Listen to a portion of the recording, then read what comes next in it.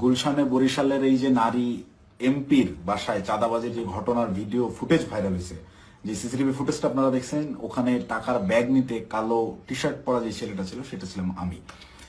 আপনারা এই একটি সিসিটিভি ফুটেজের মাধ্যমেই দেখেছেন যে বৈষম্য বিরোধী ছাত্র আন্দোলনের সমন্বয়করা চাঁদাবাজিতে জড়িত।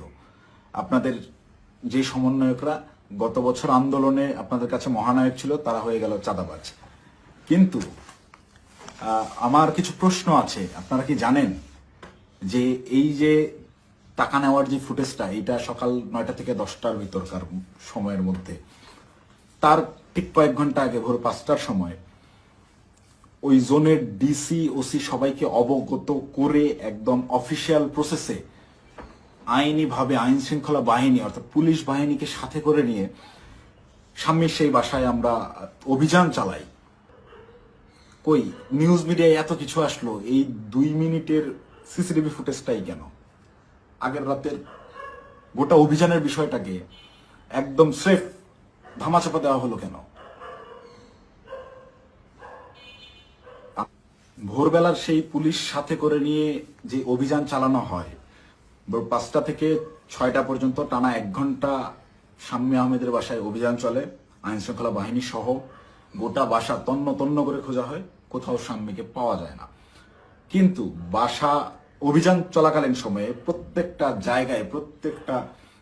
জায়গায় আমরা বুঝতে পারছিলাম এখানে শাম্মী ছিল। তার ব্যবহৃত জিনিসপত্র, বেডের পাশে তার ফোন, তার হেডফোন, তার জুতা, এভরিথিং, তার ভ্যানিটি ব্যাগ, সবকিছু একদম স্পষ্ট বোঝা যাচ্ছিল শাম্মী এই জায়গায় ছিল। সামহাও ইনফরমেশন লিক হয়ে গেছে, সে চলে গেছে।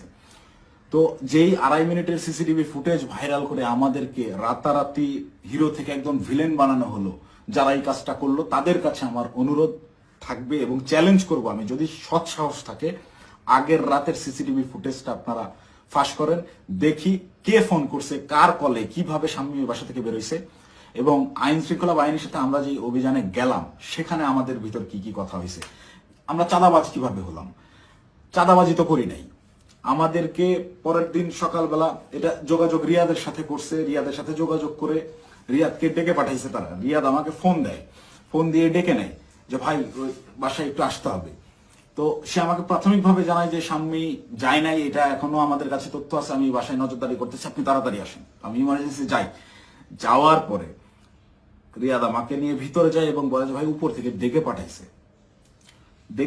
বলে ওকে তাইলে চল। আবার যাওয়ার আগে একটু আটকাইলাম যে অন্যরা আসুক। পরে বেশ কয়েকজনকে ফোন দিল রিয়াদ, দিয়ে বলে যে ভাই সবাই ঘুমিয়ে গেছে, কেউ আসতেছে না। তো অগত্যা আমি ওর সাথেই গেল। সিঁড়িতে রিয়াদ আমাকে টাচ দেয় যে ভাই ওরা কিছু টাকা পয়সার কথা বলছে, পোলাপানরা চাপানি খেতে টাকা পয়সা দিবে। তা আমি স্বাভাবিকভাবেই মাইন্ডসেট করে নিছি, আমরা রাতে যে কজন আসছিল আর পুলিশ সহ সব মিলে সর্বোচ্চ 40 জন হবে। তো পুলিশদেরকে বাদ দিলে এটা 15-20 জন বা 30 জন সর্বোচ্চ। এই কতই বা দিবে, 50,000 1 লাখ টাকা হয়তো বা দিবে। এইটা একদম নর্মাল থট থেকে ভাবছি। এই ভেবেই আমি ওর সাথে ভিতরে যাই। ও আমাকে বলে দিছে যে আমি বলছি যে আমি ভাই এগুলা আমার মন সাইদের, আমি কথাবার্তা বলতে পারি না। বলে আপনার কথা বলতে হবে না, আপনি রাতে খুব ভালো রোল প্লে করছেন, আপনারা ওরা ভয় পাবে। আপনি যেভাবে সব জায়গায় খোঁজাখুঁজি করছেন, চিল্লাচিল্লি করছেন, আপনারা ওরা ভয় পাবে। আপনার ফেসটা খালি দরকার, আপনি খালি আমার সাথে তাল মেলাবেন, বাকিটা আমি দেখবো। তো আমি যে গেছি তার সাথে, একটু আমার ভিতরেও ওই সময় হয়তো লোভ আসছে, আমি নিজেকে কন্ট্রোল করতে পারি নাই, বা ওই মুহূর্তে সঠিক ডিসিশনটা কি হবে আমি নিতে পারি নাই। খুব ইনস্ট্যান্ট সিঁড়িতে উঠতেছি আর 2 ধাপ গেলে আমি বাসার দরজায় চলে যাবো, এতটুকু সময় ভিতরে আমাকে সিদ্ধান্ত নিতে হয়েছে। তো এটা আমার ভুল সিদ্ধান্ত হয়তো বা ছিল। ভিতরে গেলাম, গিয়ে বসলাম। বসার পরেই ওই স্বামীর হাজবেন্ড এসে 5 লাখ টাকার অফার করে যে আমি তোমাদেরকে 5 লাখ টাকা দিচ্ছি, তোমরা যারা ছিলে তোমরা চা পানি খায়ো, আমরা শান্তিপ্রিয় মানুষ, আমি সারা জীবন চাকরি করছি, কোনো রাজনীতি করি নাই, চাকরির রিটায়ারমেন্ট শেষে এখানে আছি, রেস্ট করতেছি, এই বয়সে এসে আমাদেরকে আর তোমরা হয়রানি করিও না, আমি কোনো রাজনীতির মধ্যে নাই, তো আমাদেরকে একটু শান্তিতে থাকতে দাও। এবং উনি আরো একটা প্রশ্ন করেন যে আমাদের তথ্য তোমাদেরকে কে দিছে, তোমরা কিভাবে জানলা যে আমরা এখানে আছি? এই 2টা বিষয় উনি জিজ্ঞেস করেন। একটা হচ্ছে অনুরোধ করেন ওনাদেরকে ডিস্টার্ব না করতে, আর একটা হচ্ছে ওনারা যে এই বাসায় আছেন, স্বামী যে এই বাসায় থাকেন বা ওনারা এই বাসায় আছেন, এই তথ্যটা কে দিছে। এই 2টা ইসের বিনিময়ে সে 5 লাখ টাকা দিতে রাজি হয় এবং আনতে চলে যায় এখন, যে তো আমি তোমাকে 5 লাখ টাকা দিচ্ছি, তোমরা এটা নিয়ে যাও। দেন রিয়াদ রেসপন্স যেটা করে, রিপ্লে করে, সেটা শুনে আমি রীতিমতো আকাশ থেকে পড়ছি। ও একরকম ঝাড়ি মেরেই বলে, আমি চ্যালেঞ্জ করতেছি, এই আমরা যতক্ষণ ছিলাম গোটা সময়ের ওই প্রায় আমরা 15 থেকে 20 মিনিট ছিলাম, গোটা টাইমের সিসিটিভি ফুটেজ তারা ফাঁস করুক। আমার এই ভিডিও যে সাংবাদিক ভাইরা দেখবে, আপনারা ওই বিল্ডিং আবার যান, বিবিসির সাংবাদিকরা তো আগের বার বেশ কয়েকটা ফুটেজ বের করছেন সিঁড়ি দিয়ে ওঠা নামার। আপনারা কেন সাউন্ড দেন নাই আমি জানি না। আপনারা এইবার যদি যান গোটা ফুটেজটা ফাঁস করেন, এটা আমার অনুরোধ থাকবে।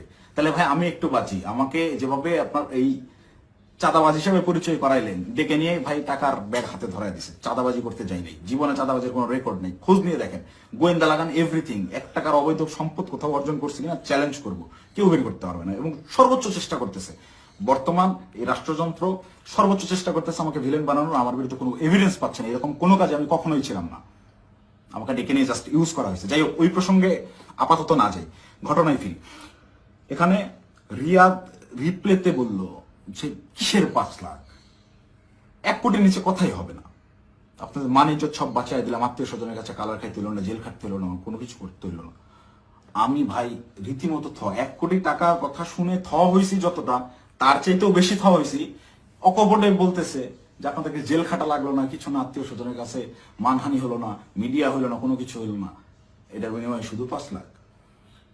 তখন একরকম মাথা ধরে উঠছে আমার, যে এইটা কি তাহলে প্ল্যান ছিল? আমি ওই তখন থেকেই রাতে বিভিন্ন ক্লু পাচ্ছিলাম যে স্বামী বাসায় ছিল। তখন আমার মাথায় খেলে যে এটা কি আসলে প্ল্যান ছিল? তাহলে কি প্ল্যান করে স্বামীকে এরা সেফ এক্সিট দিছে, এবং সেফ এক্সিট দেওয়ার বিনিময়ে এখানে কোটি টাকা নিতে আসছে। মাথায় যখন আমি প্রশ্নটা ঘুরপাক খায়, আমি ওখান থেকে একটু উঠে চলে যাই, যে আমি এইসব টাকা পয়সার ডিলিং আমি থাকবো না। তখন আবার আমার মাথায় এইটা খেলে যে আমি তো রিয়াদের সাথে আসছি, রিয়াদ আমার সহযোদ্ধা, সে আমার পূর্ব পরিচিত, তাকে এখানে একা রেখে আমি কিভাবে চলে যাই একটা আওয়ামী লীগের এমপির বাসায়? একে তো গুম করে দিতে পারে, বা এর যে কোনো বিপদ হতে পারে। ওর সেফটির কথা চিন্তা করে ওকে আমি একা রেখে চলে গেলে ওর বিপদ হতে পারে, এই চিন্তা করে আমি আবার ব্যাক আসি না। যাই হয় হোক, আমাকে রিয়াদকে নিয়ে যেতে হবে, অ্যাটেনেও রিয়াদকে আমাকে তাড়াতাড়ি এখান থেকে বের করতে হবে। তো ওই ওদের কথা, ওরা বার্গেনিং চালাতেই আছে। ওটা 1 কোটি থেকে 50 লাখে নামে, 50 লাখের থেকে ওই 50-50 করবে, 25 এখন নেবে, 25 পরে বিভিন্ন রকম বার্গেনিং করতে থাকে। গোটা সিসিটিভি ফুটেজ দিলেই আপনারা দেখতে পাবেন।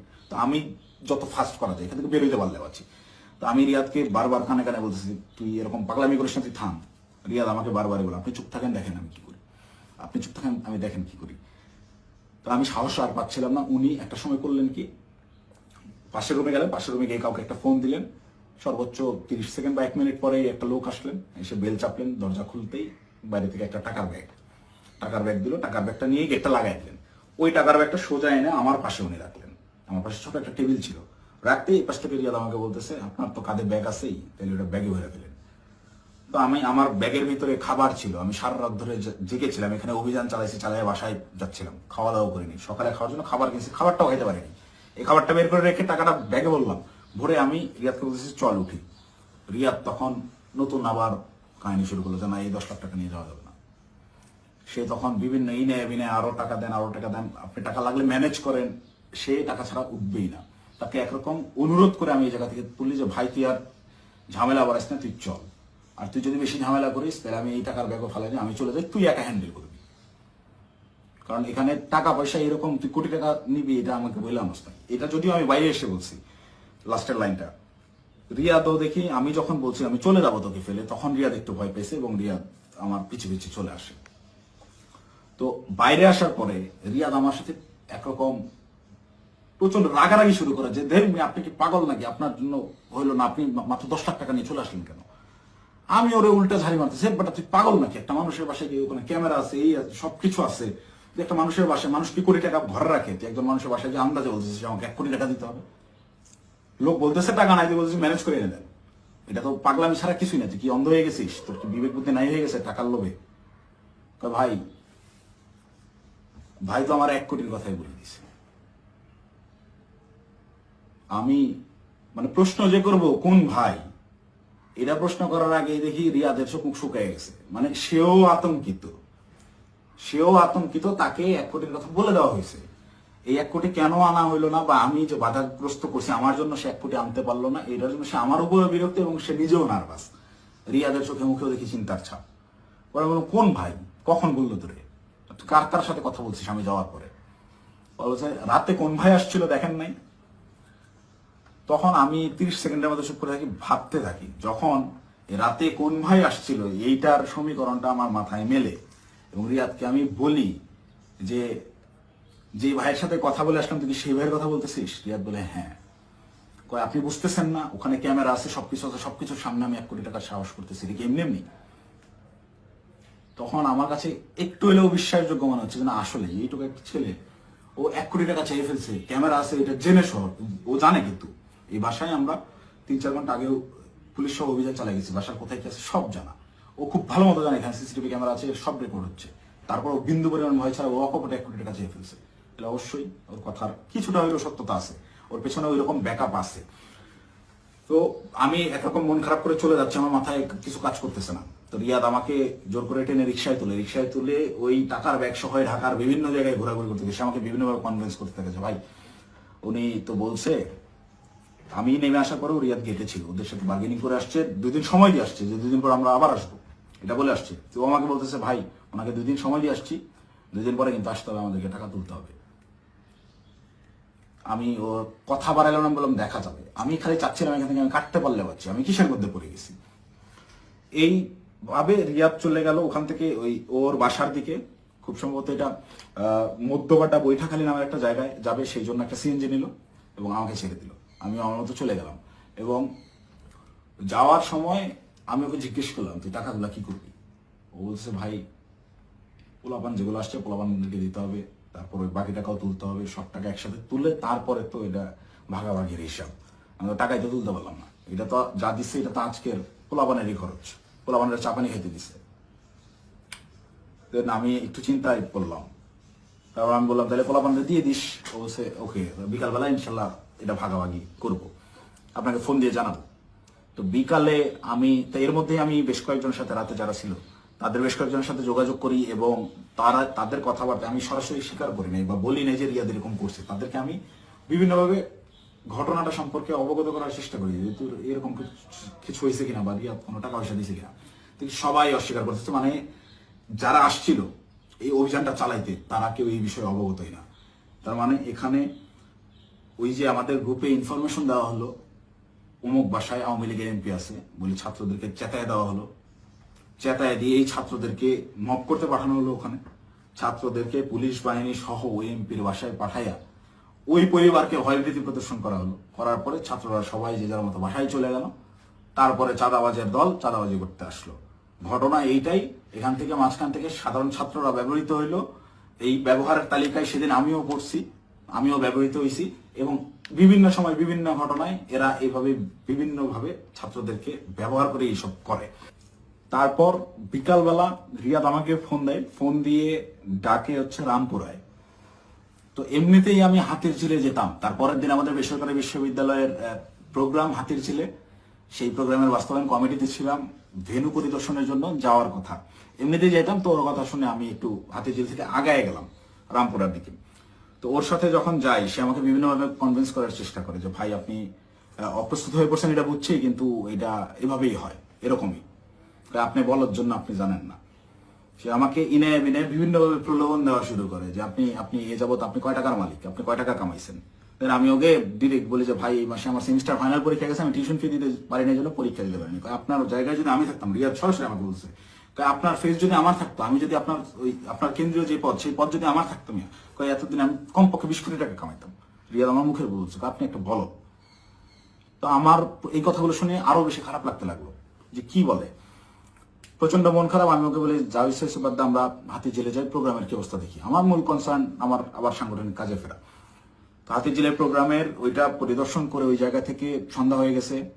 রিয়াদ আমাকে কন্টিনিউয়াসলি পুশিং করে যাচ্ছে, সে আমাকে নিয়ে মহাখালী যায়। মহাখালী ওখানে ইয়ামাহার শোরুম থেকে সে আমাকে একটা বাইক কিনে দেয় এবং এটা সে প্রায় সময় এরকম হয়েছে যে রাত বেশি হয়ে গেছে, আমি বাসায় ফেরার জন্য সেফ কোনো কিছু যানবাহন পাচ্ছিলাম না। ম্যাক্সিমাম টাইম আমাকে ওই উবার ভাড়া করে যাইতে হইতো। আমি ওদের কাছ থেকে টাকা ধার নিতাম এবং প্রায়শই এটা বলতাম যে আমার একটা বাইক থাকলে খুব ভালো হতো। এইটাকে সে কাজে লাগে, আমাকে একটা বাইক কিনে দেয় সে, আমাকে সাথে করে নিয়ে গিয়ে, এবং সে আমার পিছনে বাইকে চড়ে ঘুরে ঢাকা শহরের বিভিন্ন জায়গায়। এবং পরবর্তীতে পরের দিন অনুষ্ঠানটা শেষ হয় কোনো মতে, 18 তারিখের প্রোগ্রামটা শেষ হওয়ার পরে সে রাত্রেবেলা আমাকে ফোন দেয় যে ভাই 2 দিন তো হয়ে গেল, আমাদেরকে ওই বাকি 40 লাখ টাকা আনতে যাইতে হবে। এটা তো 1 কোটি নেওয়া যেত, আপনি খালি পাকনামি করে 50 লাখে নামালেন। তখন তো আমি অস্বীকার করি, না ভাই আমি এইসব কাজে আর যাবো না। দেন আমাকে ডিরেক্ট ব্ল্যাকমেল, আপনি ওই টাকা দিয়ে বাইক কিনছেন, আপনার ফুটেজ আছে তো, আপনি বাইক কিনছেন, শোরুমে ডকুমেন্টস আছে, আপনি তো এটার পার্ট, আপনি যে টাকা ভোগ করছেন আপনাকে তো যাইতেই হবে। তখন আমার মাথা রীতিমতো কাজ করা বন্ধ করেছে যে আমি তো পুরো ট্র্যাপে ফেসে গেছি। আই হাই, এই বাইকটাই আমি কেন নিলাম, আমার ভোটার আইডি কার্ডটাই ওখানে আমি কেন দিলাম, আর এই হারামজাদার টাকা আমি গেলামই বা কেন? প্রচন্ড রকম আফসোস শুরু হলাম, আমি এই কিসের মধ্যে পড়লাম এরকম ভাবতে হবে। সারা রাত আমার ঘুম হয় নাই। আমার ফেসবুকে গেলে এখনো ওই দিন আমার দেওয়া যে স্ট্যাটাসটা, আমি প্রচন্ড মেন্টাল ট্রমায় আছি। তার আগের রাত সারা রাত ধরে গত বছর জুলাইয়ের সেই আন্দোলনের স্মৃতিগুলা, এই আমার ভাইদের রক্তাক্ত সেই দেহগুলা, এই গুলি চালানোর দৃশ্যগুলো সবকিছু আমার চোখের সামনে ভাসতে থাকে। আমার ভাই সারা রাত ঘুম হয় নাই যে কি করলাম, কি হচ্ছে, কি এটা কি। মানে আমি পরের দিন সকালে এটা পোস্টও করছি যে আমি প্রচন্ড মেন্টাল ট্রমায় আছি, জুলাইয়ের ওই স্মৃতিগুলো আমার মাথা থেকে যাচ্ছে না, আমার চোখের সামনে ভাসতেছে, আমি ঘুমাইতে পারতেছি না, নিজেকে অসহায় লাগতেছে, এই ধরনের একটা পোস্ট করছিলাম। এবং এটা তখন আমার বাস্তব ফিলিংস ছিল। আর উপরে এর আবার রিয়াদের ফোন আসেই, কখন বেরোবেন, কখন আসতেছেন, এই এরকম করতে করতে সন্ধ্যাবেলা আমি বাংলা মোটর অফিসে গেলাম। সেখানে একটা প্রেস ব্রিফিং করা হয় 18 তারিখের প্রোগ্রামে, বেশ কিছু প্রবলেম ছিল সেগুলো নিয়ে। প্রেস ব্রিফিং শেষে রিয়াদ আমাকে বলে, উপরে ওয়াটারফল রেস্টুরেন্টে গিয়ে আপনি বসেন, আপনার সাথে কথা আছে। আমি ওয়াটারফল রেস্টুরেন্টে গিয়ে বসি, রিয়াদ সমস্ত ছেলেপেলেকে নিচে নিয়ে গিয়ে চা খাওয়াইয়ে পাঠিয়ে দিছে। পাঠিয়ে দিয়ে সে ওয়াটারফলে আসে এবং আমাকে বলে যে সোজা সাপটা এখন যাইতে হবে, গিয়ে টাকাটা নিয়ে আসতে হবে। আমাকে 2 দিন সময় দেওয়া হয়েছে, 2 দিন পার হয়ে গেছে, আর কোনোভাবে কালক্ষেপণ করা যাবে না, প্রচুর চাপ আসতেছে, আপনি চলেন। তো আমি একরকম চিপাই পড়ে গেছি। ওর কথা শুনে আমি ওই জায়গায় যে রেস্টুরেন্টে বসছি, ওইখান থেকে বের হওয়ার আর অপশন নাই। তো আমি বাধ্য হয়ে বললাম আচ্ছা চল দেখা যায়।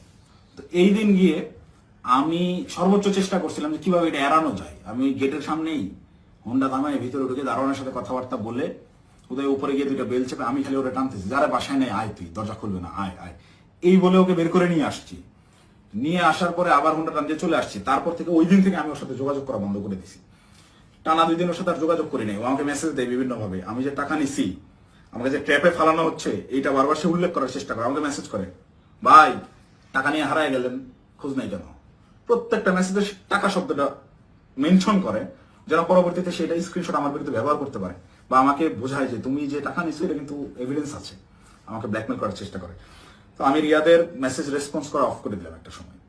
এবং যখন দেখলাম আমি ট্র্যাপে ফেসে গেছি এবং ওরা যা বলে আমাকে তাই করতে হবে, তখন আমি রিয়াদের সাথে সম্পূর্ণরূপে যোগাযোগ করা বন্ধ করে দিই এবং রিয়াদকে বলি, তুই যদি আমাকে এইগুলো নিয়ে চাপ দিস তাহলে আমি কিন্তু সমস্ত কিছু ফাঁস করে দিব, এবং ওই বাসায় তুই যদি আরেকবার যাস, আমি এখনই ওই বাসার লোককে ফোন দিব, সে যেন থানায় বলে রাখে, পুলিশ দিয়ে তোদের যেন ধরায় দেয়, অথবা এই সিসিটিভি ফুটেজ যেন ফাঁস করে দেয়, আমার যা হবে হবে, তোদের এইসব আমি আর মানতে পারতেছি না।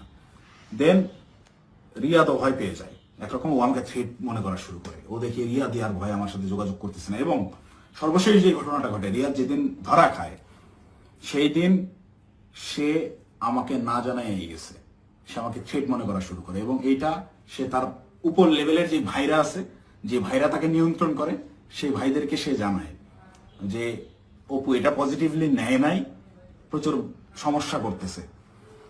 আর আসলে পজিটিভলি নেওয়ার মতো না, এই এক্সপিরিয়েন্স আমার লাইফে ফার্স্ট টাইম।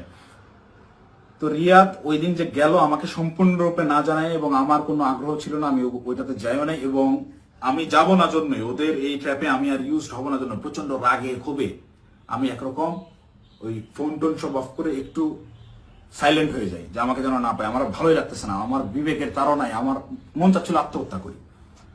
মানে আমার কিছু করার নাই, ওরা ব্ল্যাকমেল করা শুরু করছে, আপনি হোন্ডা কিনছেন, এই করছেন সেই করছেন।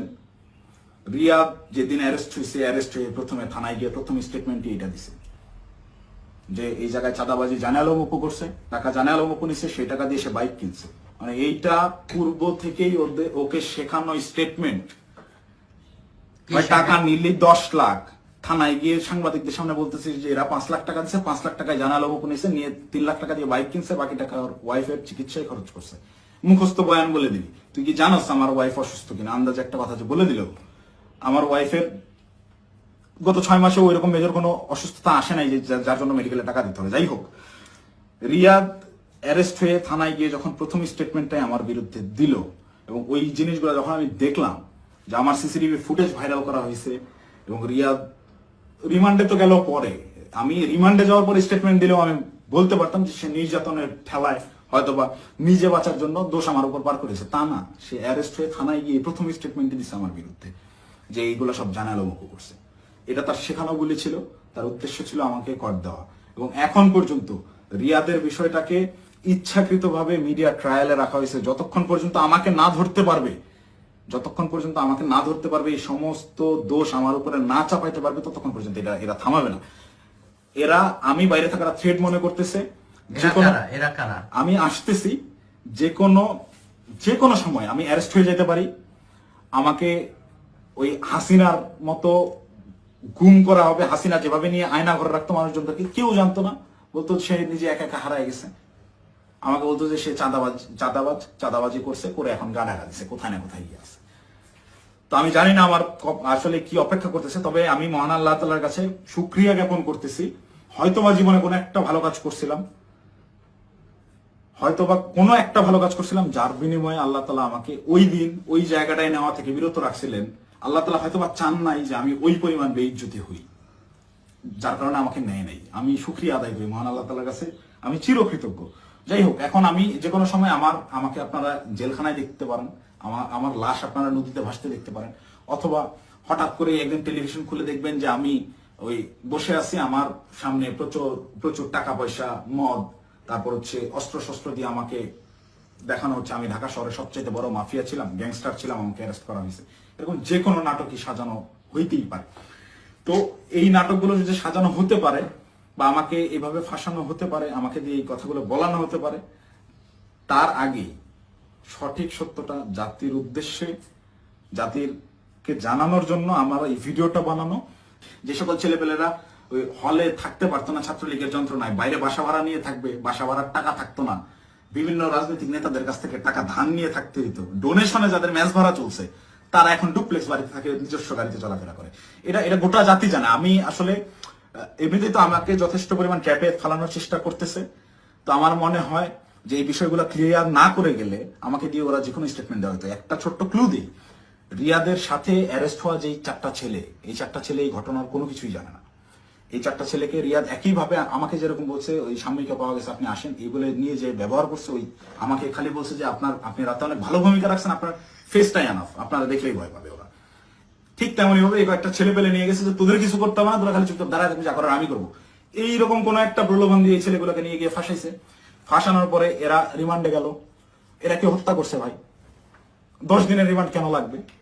10 দিনের রিমান্ড এই কারণেই চাওয়া হয়েছে, বা 7 দিনের রিমান্ড এই কারণেই দেওয়া হয়েছে যে ঠিক ততক্ষণ পর্যন্ত এদেরকে জিজ্ঞাসাবাদ করা হবে যতক্ষণ পর্যন্ত এরা তাদের দেওয়া স্ক্রিপ্টেড দেওয়া বক্তব্য নিজেরা প্রকাশ না করতেছে। ভাই এই একটা চাঁদাবাজি সিসিটিভি ফুটেজ ফুটেজ সব আছে, এটার তদন্ত করতে 7 দিনের রিমান্ড লাগে না, এটা বুঝতে রকেট সায়েন্স লাগে না। এখন ওই ছেলেগুলা যারা চাঁদাবাজিতে মানে গোটা ঘটনার সাথে কোনোভাবেই কানেক্টেড না, এই ছেলেগুলা আমি নিউজ দেখলাম প্রাথমিকভাবে স্বীকার করে নিচ্ছে চাঁদাবাজি জড়িত থাকার কথা। তারা জড়িত না থেকেও জড়িত থাকার কথা স্বীকার করে নিচ্ছে। মানে এদের উপরে কি পরিমাণ চাপ আসছে হিসাব করে দেখেন, আপনারা ভেবে দেখেন।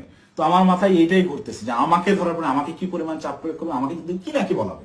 তো এইসব কি না কি বলা, ওদের এইসব প্যাচের মধ্যে আমি আর নাই। আমি সত্যটা বলে গেলাম, এখন যদি আমাকে গুম করে, আমাকে খুন করে, যাই করুক, আমি ভিডিওতে যা বলে গেলাম এটা শতভাগ সত্য, আমি দায়িত্ব নিয়ে বলতেছি।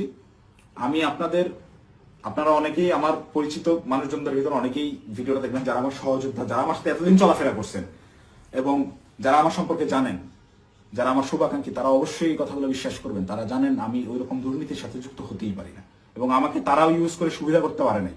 সুবিধা করতে পারে নাই জন্যই আমাকে আটকে দেওয়ার এত চেষ্টা। তো আমি যদি গুম হয়ে যাই, খুন হয়ে যাই, নিখোঁজ হয়ে যাই, যাই হোক, আমাকে যাই করুক, আপনারা দয়া করে এই সত্যটা জেনে রাখবেন, এইটাই প্রচার করবেন। অপু চাঁদাবাজ ছিল না, এবং জুলাইকে বিক্রি করে চাঁদাবাজি যারা করতেছে, যারা ধনী হয়েছে, ফকির পোলারা কোটিপতি হয়েছে, তাদের বিরুদ্ধে আওয়াজ তুলতে গিয়ে অপু নিজেই চাঁদাবাজ হয়ে গেছে, ষড়যন্ত্রের শিকার হয়ে। ভাই আমি যদি চাঁদাবাজি করতাম, ভাই এই 1 মাস আগে আমার ইউনিভার্সিটিতে আমার সেমিস্টার ফাইনাল পরীক্ষা গেল, মাত্র 60 থেকে 70 হাজার টাকার মতো আমার ডিউ ছিল। এই 60-70 হাজার টাকা আমি দিতে পারিনি, এই জন্য পরীক্ষা দিতে পারিনি। আমি এনসিপির পদযাত্রায় গেলাম 5 তারিখে পদযাত্রা আমার জেলায় ছিল, আমি 4 তারিখে গেছি। আত্মীয় স্বজন, বাসার ফ্যামিলি মেম্বার সবাই জানে যে আমি আমার জেলায় সমাবেশ, এই কারণে আমি পরীক্ষা দিচ্ছি না। আসলে আমি টাকার অভাবে পরীক্ষা দিইনি। আপনার ইউনিভার্সিটিতে খোঁজ নিয়ে দেখেন, আমার পোর্টালে গিয়ে দেখেন আমার ডিউ কত টাকা। আমি রেজিস্ট্রার স্যারকে মেইল করছিলাম যে স্যার আমাকে পরীক্ষা দেওয়ার পারমিশন দেওয়া যায় কিনা, তারা আমাকে পরীক্ষা দেওয়ার পারমিশন দেয় নাই ডিউ রেখে। আমি এনসিপির সমাবেশে যাই 4 তারিখ, আমার বউয়ের কাছ থেকে 4,000 টাকা ধার নিয়ে যাই, এবং ওই টাকা শেষ হওয়ার পরে আরেক ফ্রেন্ডের কাছ থেকে 2,000 টাকা ধার আনি। এভাবে ধার দেনা করে চলা লোক আমি। আমি যদি চাঁদাবাজি করতাম, ওদের মতো কোটি কোটি টাকার মালিকই হইতাম, ওদের সাথে লিয়াজু করে এইসব করতাম, আমাকে এত কষ্টের দিন যাপন করতে হইতো না। তো আমাকে চাঁদাবাজের যে নাটক করে আমাকে চাঁদাবাজ বানায় ভিলেন বানানো হইলো, আপনার এদের জন্যই, এদের সাথে থেকে জুলাই এইরকম সংগ্রাম করছি, মানে আমার মাথায় খেলে না। আমি জুলাইতে, আপনারা যারা আমাকে আগে থেকে চেনেন তারা দেখছেন কিভাবে আমি একদম মুমূর্ষ অবস্থায় হাসপাতালে 13 দিন 14 দিন পড়েছিলাম। 30% 40% রিকভার করছি। অর্ধেক অসুস্থ অবস্থায় হাসপাতালের বেড থেকে চিকিৎসাধীন অবস্থায় আমি উঠে গিয়ে আবার আন্দোলনে যোগ দিয়েছি। আমার মন মানতেছিল না, আমার বিবেক কোনোভাবেই থামতেছিল না, আমার মস্তিষ্ক ওই মাঠেই পড়েছিল না, আমার ভাইদেরকে হত্যা করতেছে, এটা আমি মানতে পারবো না। তো একইভাবে এই চাঁদাবাজের ঘটনায় যেভাবে আমি ফেসে গেলাম, আমার মাথায় এইটাই ঘুরছে, না এটাতে আর সায় দেওয়া যায় না, এটা আমি সায় দিতে পারবো না। সেদিন থেকেই আমি বিরূপ আচরণ শুরু করি। এইসব চিন্তা ভাবনা আমার মাথায় ঘুরতে থাকে। আমি ওই জুলাইয়ে যে সংগ্রাম আপনাদের জন্য করছিলাম, সেই সংগ্রাম সবসময় জারি রাখবো। আমি কখনো চাঁদাবাজি করি নাই ভাই, ওইটা আমার রক্তে নাই। আমার মায়ের ফোন গত 8 দিন ধরে আমি ধরার সাহস করি না। আমার মামাকে কন্টিনিউয়াসলি ফোন দিয়ে যাচ্ছে। আমার আম্মা আমাকে ওই শিক্ষা দেয় না, আমার বাবা আমাকে ওই শিক্ষা দেয় না। আমি মার ফোন ধরে যে হ্যালো বলবো, এই হ্যালো বলার সাহস আমি করতে পারিনি এখন পর্যন্ত। আম্মুকে আমি হ্যালো বলার পরে উত্তরটা কি দিব? আমাকে আপনারা চাঁদাবাজ বানায় দিলেন ভাই। আমার মাথায় গেল। আমার ওয়াইফ আমাকে ফোন দিয়ে বলতেছে যে আমার হাজবেন্ড চাঁদাবাজি করে, এটা আমাকে দেখতে হইলো, এটা দেখার আগে আমি আত্মহত্যা কেন করলাম না, আমার মৃত্যু কেন হলো না? তুমি দয়া করে এই মুখটা তোমার আমাকে আর দেখাইবা। আমি আমার ওয়াইফের ফোন এখন পর্যন্ত আর ধরার সাহস করি না, ওই যে ফোনটা কাটছি। মানে আমার জীবনটাকে এইভাবে কি, যেই লোকজন আমাকে নিয়ে গর্ব করতো, আমার যেসব আত্মীয় স্বজন ভাই ব্রাদার যারাই ছিল, যারা গর্ব করতো আমাকে দিয়ে, তারা দেখে আমাকে নিয়ে উল্টাপাল্টা লিখছে ফেসবুকে। যে সকল লোকজন বিভিন্ন রকম কাগজপত্র, অমুকের মামা, তমুকের খালা, অমুকের বউ, এরে ট্রান্সফার, ওরে প্রমোশন, আমার বাসায় বা কমপক্ষে 100 জন বিশেষ ক্যাডারের সিভি বইরা আছে, যারা আমার পিছে পিছে ঘুরছে, এই কাজ করে ওই কাজ করে দেবো, এই সব লোকজন কোটি কোটি টাকার অফার, এগুলো কাজ আমি করি নাই জীবনে, করে সচিবালয় গিয়ে তদবির করি নাই। এদের কোনো প্রবলেম না, আমার এগুলো আমি বলে রেখে যান, দেখা যাবে হোয়াটসঅ্যাপে মেসেজ, ভাই দেখতেছি, পরের দিন থেকে আমি ইগনোর করি রীতিমতো। আমাকে কোনো প্রলোভনে এরা কেউই ফেলতে পারেনি। কিন্তু আপনাকে ভাষা মানে চাঁদাবাজ আপনাকে বানাবে কেন? চাঁদাবাজ বানাবে কেন? এই যে আমাকে ঘটনাটাই সিস্টেমেটিক্যালি রিয়াদ আমাকে ইনভলভ করে ফেললো। রিয়াদ তো আর জানতো না যে আমি এইভাবে রিয়াক্ট করে ফেলবো। রিয়াদ এটা কন্টিনিউয়াসলি করে, রিয়াদের বিরুদ্ধে প্রচুর অভিযোগ। ওর পেছনে শুধু ওর ওই মাঝরাতের ওই ভাই না, আরো অনেক ভাই জড়িত। ওকে অনেক ভাই শেল্টার দেয়, সেসব ভাইদের সাথে রিয়াদের কত ঘনিষ্ঠ সম্পর্ক, তার ছবি আপনারা দেখছেন। একটা কোলে নিয়ে ছবি তুলে, একটা ঘাড়ে নিয়ে ছবি তুলে, এটা এমনি এমনি না। আমি একজনকে চিনি না, তাকে আমি ঘাড়ে হাত দিয়ে ছবি তুলবো না, নর্মালি পাশে দাঁড়ায় ছবি তুলবো। হ্যাঁ, ব্যাপার আছে অনেক। ছবি তোলার ধরন, কথাবার্তার ধরন, আই কন্টাক্ট, ওইগুলো দেখে বোঝা যায় কার সাথে কিরকম সম্পর্ক। ফাইনালি এই যে আটকের যে নাটকটা, ভাই দেশে কত কি হয়ে যাচ্ছে, এই সামান্য 10 লাখ টাকার জন্য এত বড় নাটক, এই 4 দিন 5 দিন ধরে মিডিয়ায় এই আর এই, এটা এমনি এমনি না ভাই। এখানে পেছনে রাঘব বোয়ালদেরকে ঢাকার জন্য এই চুনোপুটিদেরকে বলির পাঠা বানানো হয়েছে। এদেরকে আমি হলপ করে বলতে পারি, আমি যতদিন অ্যারেস্ট না হচ্ছি, এই ঘটনায় আমার উপর দোষ চাপানো না হবে, ততক্ষণ পর্যন্ত মিডিয়ার ট্রায়াল থামবে না। যদি আমি এই ভিডিওটা না দিতাম, আমাকে ধরে নিয়ে ভিলেন হিসাবে বানাই দিয়ে গোটা ঘটনা ধামাচাপা দিয়ে দিত।